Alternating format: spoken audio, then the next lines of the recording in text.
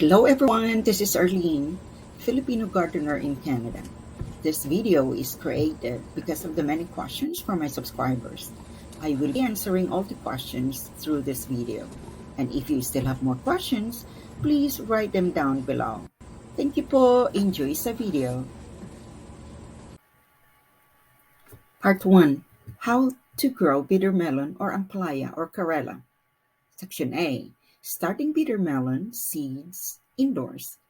Since bitter melons are tropical plants, they are best grown from seed indoors. You will need to start sowing bitter melon seeds around 4 weeks before the last frost date in the spring. Kung nakatira ka sa tropical countries, tulad ng Pilipinas, pwede na pong idiretso sa matabang lupa ang seeds ng ampalaya. Step 1. Sowing seeds. Soak the seeds overnight or 24 hours with warm water. The seeds immediately absorb large volumes of water to start the germination process.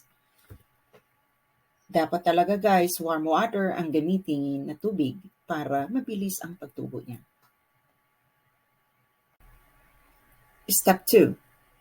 After 24 hours, remove the seeds from the water and lay them on the paper towel to dry. Kung wala po kayong available na paper towel, pwede naman po maski anong papel. Step 3. Cut the hardest part of the seed or the pointed one. That's where the root starts to grow. Kung malaki ang pagtataniman niyo po, hindi niyo na kailangang i-follow ang step na ito dahil sa sobrang dami ang gagawin niyo. Tutubo rin ang seeds kaya lang mas mabilis ang pagtubo kung gupitin ang pinakamatigas na part ng shell. Make sure that the nail cutter is clean and sanitized with alcohol. You don't need to do this process, but I find this the fastest way to germinate the seeds because you're helping them to get out from the hard shell. Dapat talaga guys, nakasanitize ang nail cutter na gagamitin natin. Pair of scissors or gunting, pwede pong gamitin. Step 4. Put the seeds in the plastic container with a paper towel at the bottom. Spray with water and cover with a wet paper towel. Cover the plastic container, then put it in a dark and warm place. Pero kung mainit na ang panahon, pwede na niyong ilagay ang plastic container sa labas with the seeds. Pero takpan po ng screen or transparent container kasi po baka kainin ng mga birds or hukayin ng mga animals. Step 5. Check the seeds. In a few days, some seeds have shown the appearance of the roots from the hardest shell that I cut. Keep on checking because molds can grow. Make sure you have a temperature of 70 degrees Fahrenheit or 20 degrees Celsius. If not, you can put them under grow lights. Ito po yung process na naniniguro kang tumubo talaga yung seeds before itanim mo sa maliit na paso for planting or diretso sa lupa. Step 6. Then plant the sprouted seeds in a pot with holes for water drainage of sandy and well-drained compost. I use medium-sized pots so I don't need to keep on transferring them to avoid the rest of the stress. Yung starter soil po, binili ko na sa garden center. Pero pwede kang gumawa ng sarili. Yung garden soil nyo, haluan lang ng perlite or buhangin para hindi magdikit-dikit na lupa at lagyan ng compost. Step 7. Plant sprouted ones roughly 1 to 2 centimeters deep in the seed starter soil. Water the pot thoroughly and avoid saggy, waterlogged conditions which can stunt growth. Huwag sobrang mababaw kasi pag dilig nyo, lumalabas ang ugat at sanhi ng stress. At kung mangyari man, dagdagan na lang ng lupa para matabunan ang ugat. Pwedeng itanim nyo 2 or 3 para kung mamatay man ang isa, at least may reservation po kayo. Step 8. Cover the pot of the sprouted seeds with plastic and put a rubber band around it. That serves as a mini greenhouse. Pero kung may greenhouse na po kayo, hindi mo na gawin ang step na ito. After a few days, these sprouted seeds become seedlings. Ito yung time na malaki na ang smile mo kasi successful ang ginawa mo. Step 9. I started to remove the plastic so these seedlings can adapt to the new environment. Mist the top of your seed tray and water from the bottom to keep the soil in your seed trays moist. Ang tamang pagdilig ng seedlings ay gamitan lang ng spray sa ibabaw ng seedlings at tubigan sa bottom o lagyan ng tubig ang tray ng punla. Malaman mo naman na dapat na silang diligan kasi pag alsa mo ng pot ay magaan at matamlay yung mga dahon. Section B, acclimatization or adaptation. This is the gradual sun exposure for 10 days. Put the seedlings outside for sunlight to harden the stems and can adapt to the new environment. I covered them with a transparent container because it was still cold and windy. I exposed them for just an hour on day 1. It takes patience to do this part. Ito yung part na kailangan talaga natin ng pasensya, guys. Parang mga anak natin sila na dalhin sa school at ipasok muna sa kindergarten at hindi sa grade 2. Step 2. On the second day, I exposed the seedlings to sunlight for 2 hours. Then I put them back inside the house. If you expose them for so many hours right away, their leaves might get burned, stressed, and can hardly recover. Manipis pa talaga ang mga dahon ng seedlings kaya ingatan na hindi masunog. Step 3. When the weather gets cold outside, I just put them on the windowsill to get sunlight. Make sure to water them when dry. Yung weather namin sa Ontario, Canada po, unpredictable talaga, guys. Lalo na sa buwan ng May. Parang may 4 na seasons in a week. Kaya pinapasok ko ang seedlings at ilalagay sa bintana para tuloy-tuloy ang sun exposure. Step 4. On the third day, they get 3 hours of sunlight until they can adapt to all-day exposure to sunlight. I put them in a larger container so it's easier for me to lift them back and forth. Also, it's protecting the longer vines. Matrabaho talaga ito na process, guys. Pero nakakawala ng stress kasi masaya ka na yung anak natin ay nakapasok na sa grade 1 at mag-grade 2 na. Step 5. I put them back inside the house because the temperature at night decreases and it's still too cold for them. They can adjust to a cold minimum of 18 degrees Celsius but not the frost. Kaya nilalagay ko sila sa large plastic container para madali kong i-lift, balik sa kusina at ilabas sa patio. Dapat ibalik sila kung malamig pa sa labas, lalo na kung may frost. Dahil kung may frost, hindi talaga sila makasurvive. Step 6. For the remaining 4 or 5 days, I left them to stay outside overnight. The stems get harder and the leaves are greener, which means they are already adapted to the new environment and ready to be planted outside. Alam nyo ba, guys, ang feelings na yung mga anak natin ay nakagraduate na sa elementary or high school at pwede na silang mag-college? Ang saya, di ba? Ganun din ang feelings sa seedlings natin kung ready na silang itanim sa labas, ay matigas na yung mga stems nila at talagang makasurvive na sila. Section C, setting up a growing area. Find an area with 6 hours of direct sunlight. Although a few hours of shade is okay throughout the day, Peter Melon prefers a full sun location. Seeds can be planted in shade as long as the vines can reach the sun once they grow. Step 1, yun po, pwede sa limlim itanim ang seeds, basta yung mga vines niya na aarawan at least 6 hours. Step 2, add compost with eggshells, banana peels, any vegetables or fruit scraps, and animal manure to well-drained soil. Mix in organic materials to add nutrients to the soil before you plant your seedlings. Peter Melon prefers soft, sandy soil, so mix in the sand if you need to. Naglalagay ako ng perlite kasi naubusan ako ng sand. Pero yung eggshells po ay pwedeng gamitin parang sand na rin yun pag marami at makapagbuhag-bahag ng lupa at maski yung kitchen scraps natin nakapagbuhag-hag din ng lupa dahil hindi sila agad ma-decay. Pero para sigurado po ay maglagay talaga ng sand kasi mahal din po yung perlite. I highly recommend using compost like vegetable and fruit scraps mixed with animal manure to give all the macro and micro nutrients needed for the plants. Maliban sa nakakatulong tayo sa environment na mabawasan ang basura, natutulungan natin ang lupa na magiging mataba at naging healthy yung mga tanim natin at maging healthy din tayo na kumakain dahil 100% organic yung mga gulay natin. Step 3. Put support right away so it's easier for them to climb up. Putting a trellis is the best idea so they're growing upwards and not growing on the ground.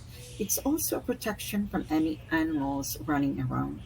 Marami kasing pusa, bunnies, squirrels, at iba pang animals dito sa amin, guys. Kaya protection talaga ang cage na support. Mas maigi na yung ampalaya po ay tutubo going upwards, hindi sa lupa. Kasi kung sa lupa sila nakagapang, makontaminate yung mga bunga at dahon sa mga diseases sa lupa. Step 4. Companion plant. Pollinators are attracted to marigolds, so I planted them beside the bitter melon plant. So pollinators will also pollinate the flowers of the bitter melon. Makakasave tayo ng time to hand-pollinate sa mga gulay natin na namumulaklak. Kung marami tayong flowers tulad ng marigold, phlox, echinacea, at iba pa. Dahil kung na-pollinate yung flowers ng vegetables natin, maraming bunga. Marigolds greatly improve the health of the soil and the roots are also designed to ward off other nematodes that can cause disease. What attracts the bees are the nectar and the scent produced by marigolds. Umaalis ang mga peste na kumakain sa mga gulay natin kapag may marigold. At yung mga paru-paro at bubuyog, ma-attract sila sa nectar at amoy ng marigold. Kaya dapat tayong magtanim ng marigold, guys. Section B, caring for better melon plants. Here are some tips for caring for your growing better melons. Tip number 1. Water your plants deeply at least once a week. If the soil is dry under the first 3 inches of soil, then water your plants more frequently. Diligan ng maigi at least guys once a week. Kung uulan, i-check pa rin natin kasi minsan kaunti lang ang na-absorb ng mga ampalaya natin. Lalo na kung malago na sila, kailangan talagang everyday yung pagdilig natin na marami talaga para ma-absorb nila yung nutrients na binigay natin sa kanila. Tip number 2. Plant flowers that attract pollinators into your garden nearby. Fruit production needs pollinators like bees to pollinate the flowers. Kung hindi ma-pollinate ang mga bulaklak ng mga ampalaya, hindi mabuo ang bunga. Kaya dapat maraming pollinators. Hindi lang marigold ang itanim natin, kundi iba't ibang perennial flowers para hindi naman bored ang mga bubuyog at paru-paro sa isang putahe lamang para masipag din silang mag-pollinate. Kaya kung maraming pollinators, marami tayong harvest. Tip number 3. Cover the growing bed with mulch to help retain moisture and keep from weeds. Nakasave tayo ng tubig dahil yung moisture na na-retain ng mulch. Nakasave din tayo ng energy dahil hindi na tayo mag-alis ng mga damo. Dapat walang damo guys dahil kompetensya sila sa mga nutrients na binibigay natin sa ampalaya instead na ma-absorb ng ampalaya, yung mga damo na ang nag-absorb. Pero kung may moths, namamatay ang mga damo, wala nang kompetensya.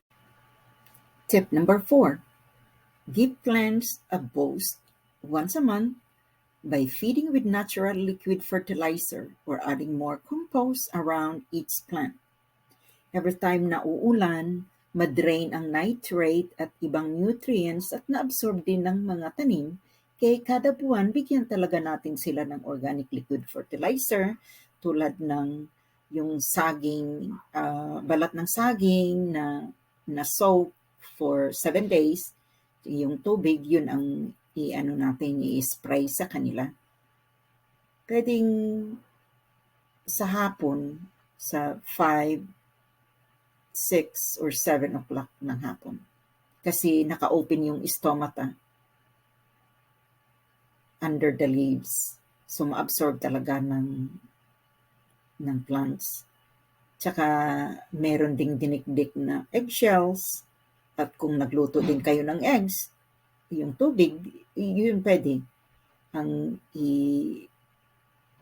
gawing liquid fertilizer. Pwede rin yung compost din.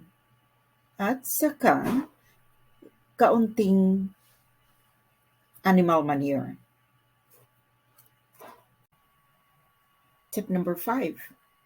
Great companion plants to grow near bitter melons are bush beans, corn, pumpkin, or squash and radishes. Pwedeng itanim na malapit sa ampalaya ay bush beans, mais, pumpkin, or kalabasa at radish. Tip number 6. Don't grow bitter melons near potatoes or herbs. They will not grow well. Huwag itanim ang ampalaya na malapit sa patatas or herbal plants kasi hindi sila tutubo ng maigi. Yung patatas at herbal plants kasi mabilis mag-spread out at kainin lahat ang mga nutrients na para sana sa ampalaya. Tip number 7. Check your vines for signs of cucumber beetles and pick off any you find. Cucumber beetles can spread bacterial wilt that will kill your plants. Radishes help to deter cucumber beetles.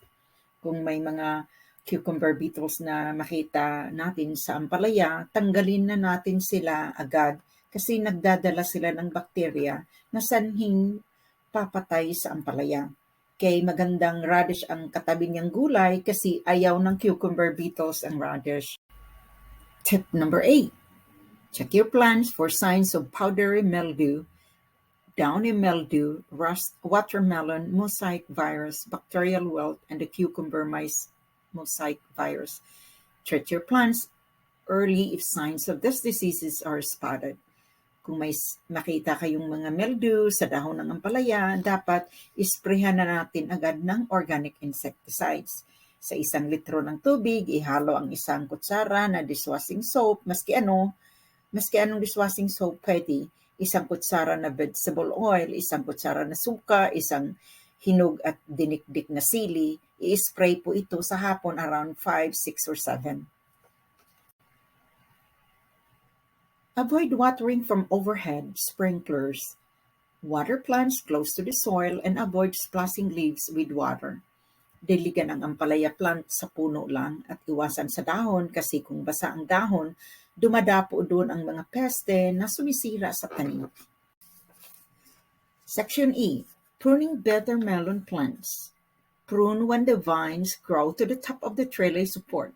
Prune the growing tip at the top of the plant and remove lateral branches, those additional branches forming off the main stem, from the soil up to the 10th leaf joint. This will make the plant produce more flowers and fruits sooner. Tanggalin po natin ang branches na tumutubo sa main branch galing sa lupa at kung naabot ng 6 to 8 feet ang vines, putulin natin ang dulo kasi mag-branch out siya at mag-produce ng maraming flowers. Isalin na rin natin, alisin yung mga branches na may maliliit at curly na mga dahon. Magkaroon tayo ng malalaking bunga ng ampalaya kung i-prune natin. Huwag pong kalbuhin or kalbuhan o kunin ang lahat ng mga dahon ng ampalaya kasi sila ang source ng energy sa mga bunga. Pero kung ayaw niyo sa bunga, nasa inyo na pong gusto niyong kalbuhin ang ampalaya. Part 2. Nutrition facts. These are the nutrients that we can get from bitter melon. Calories, carbohydrates, dietary fiber, fat, protein, folate, vitamin K, vitamin B1, vitamin B2, vitamin B3, vitamin C, potassium, calcium, magnesium, phosphorus, sodium. That's a lot of nutrients, guys. That's why it's one of the superfoods. These are the 10 health benefits of bitter melon. First is malaria and jaundice. Jaundice is a condition in which skin, whites of the eyes, and mucous membranes turn yellow, just like those with hepatitis, gallstones, and tumors. Second is liver damage and kidney stone. Diabetes, cancer, skin, liver damage, and kidney stone, measles, gut problem, eye disorders, sweet source for women health. Kaya guys, yung hindi mahilig ng ampalaya, start na po tayong kumain ng ampalaya para maging healthy na walang sakit. How to prepare bitter melon. So we're now in part C. First, wash, then cut bitter melon in half lengthwise. Second, remove the seeds and white pith from the middle of the melon with a small spoon. Third, slice the bitter melon, cut the melon diagonally into thin 1/4 inch slices. Pero pwede din itong yung malalaking hiwa. Depende. Karamihan yata ng mga Pilipino, marunong na silang mag-slice, maski gaano kalaki, okay lang. You can eat bitter melon fresh or barbecue. Fifth, using bitter melon, you can add the bitter melon in the last stages of stir frying with any kind of meat and other vegetables or beans. Bitter melon can also be steamed and stuffed with ground meat. Saute bitter melon with olive oil, garlic, onions, and scrambled eggs. Then add salt and pepper. Actually, you can cook, guys, any dish that you like. Okay, mga kababayan, reminders ko po sa yung hindi mahilig ng ampalaya, try nyo po sa maski anong luto para maging healthy talaga tayo. You can also eat the leaves of bitter melon. Just blanch them or mix them in chicken soup or with other vegetables like mung beans with coconut milk. Mga kababayan, na-try ko pala yung hinog na ampalaya. Nilagay ko sa puto. Okay naman, masarap. Kaya yung hindi mahilig ng bitter melon, kumain ng bitter melon sa gulay, kaya ilagay nyo sa puto, kakainin yun. You can also dry or dehydrate the leaves, fruits, and roots. Then use them as tea. Lalo na kapag winter, masarap talaga ang tea na ampalaya. At the more na inom ka ng tea na ampalaya, ay wala kang ganang kumakain ng more carbohydrates. Talagang kinokontrol niya ang sugar natin. Thank you for watching. I hope you have learned something from this video. If you have questions, please write them down below. Stay safe and keep healthy, everyone.